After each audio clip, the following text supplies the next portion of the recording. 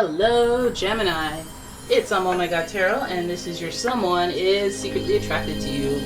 We are going to look into who that person is by IDing their sun, moon, rising sign, or combination of their sun, moon, rising, or somebody just giving off these type of vibes.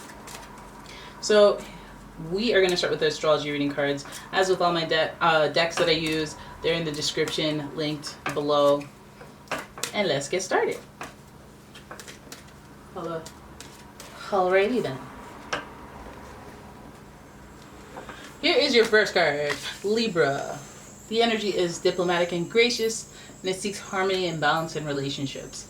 Libra is very, very, very much about balancing partnerships. They usually like to be helpful, not because they're helpful, but because they can see imbalances and they just want to fix it and get it over with.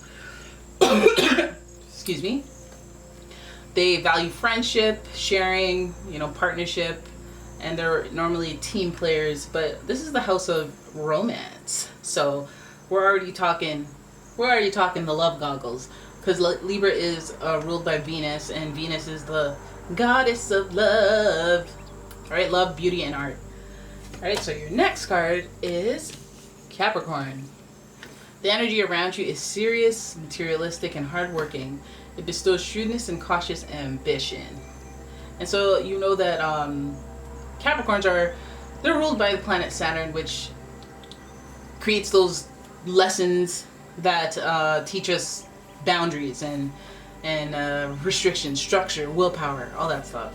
And because of that, we have an ambitious person. So this person that's attracted to you is seeming like they have the will to put in effort for the long haul or the short haul, whatever they want. But they're willing to dedicate some effort and commitment to something they're very invested in. And if we're speaking Libra energy and Venus, if they're invested in you in that way, you would know it, they would do it, but it would be kind of like I don't think it would be as sudden as you'd expect, because earth signs are always very slow and deliberate about how they pursue their love interests. So this may be met with some calculations here. Your next card is very Venus friendly. We have Pisces energy, and the energy is wistful, endlessly loving, compassionate, and forgiving. It confuses and softens resolve. So we already know that we got a lover, not a fighter here, and we got somebody who has good prospects, who wants to actually achieve levels of commitment and love as if it's a ambitious move for them.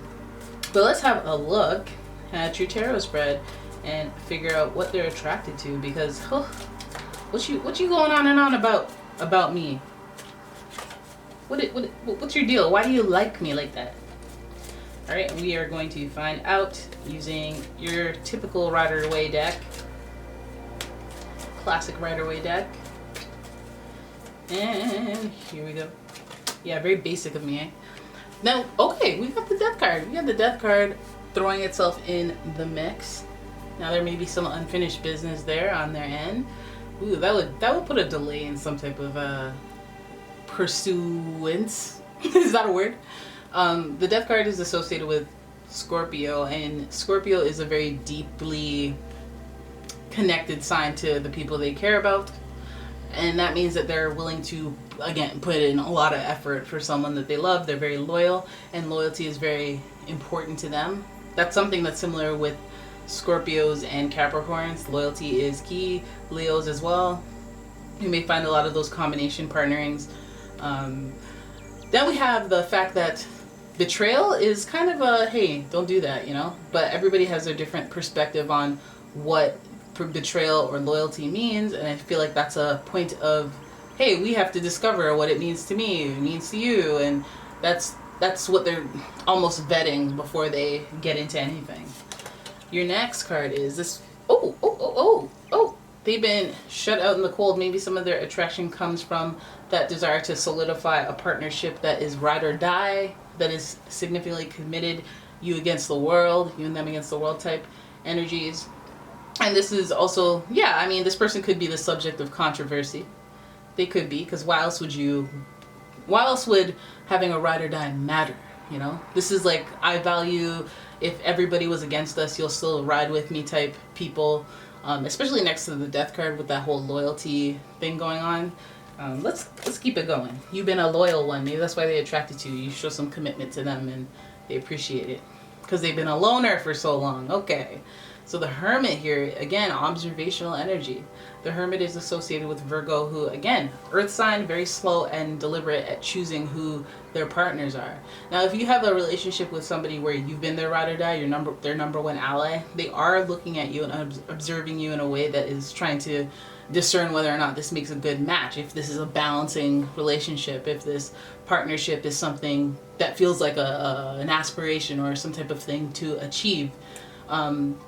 Yeah, and there's been some proving of self. So this Hermit card is usually about self-reflection and, again, observation, trying to figure out, you know, what it is that makes you happy by observing the behaviors of others. So the Hermit is very wise, and the Hermit is very, like, decided once they're done their observation and research. Then we have the Queen of Wands. This person could be looking for that queen energy, somebody who's ambitious, somebody who has that fire within them when it comes to managing their position in their life. So Queen of Wands is like, I'm having fun, as much fun as possible, and being resourceful, being creative, being happy, and being assertive, having a high level of initiative. She's the queen, you know, she's not just some page or knight taking orders. She's having fun with her power. And this is about, like, you know, I feel like this is like also a very attractive type person. They may see you as an attractive person, but they might see you as exciting, thrilling, and all those things. But this is also unstable energy.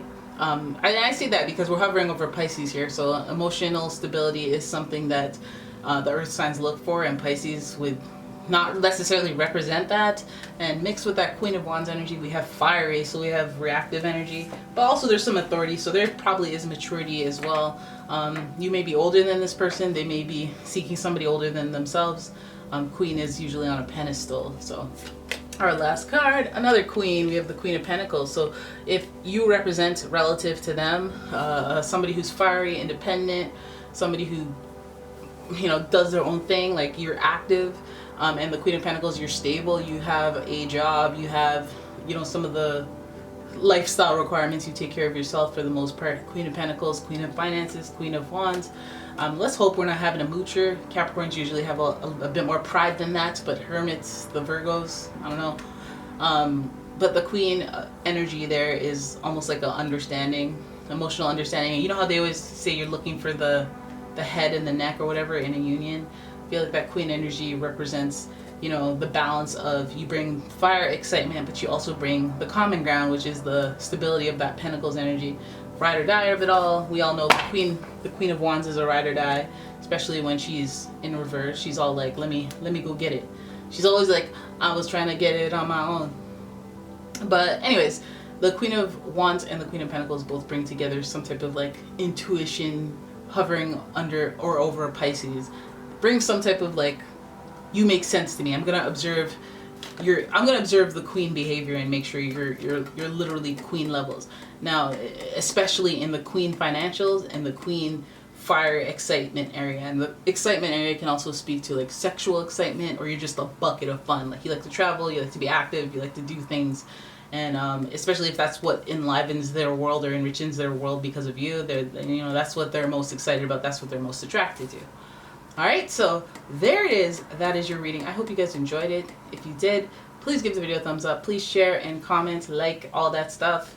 And if you'd like a personal reading, please check out the description for a link to the website. Woo! Clear your throat. And yeah, thank you guys so much for watching. I will see you in the next one. Bye-bye.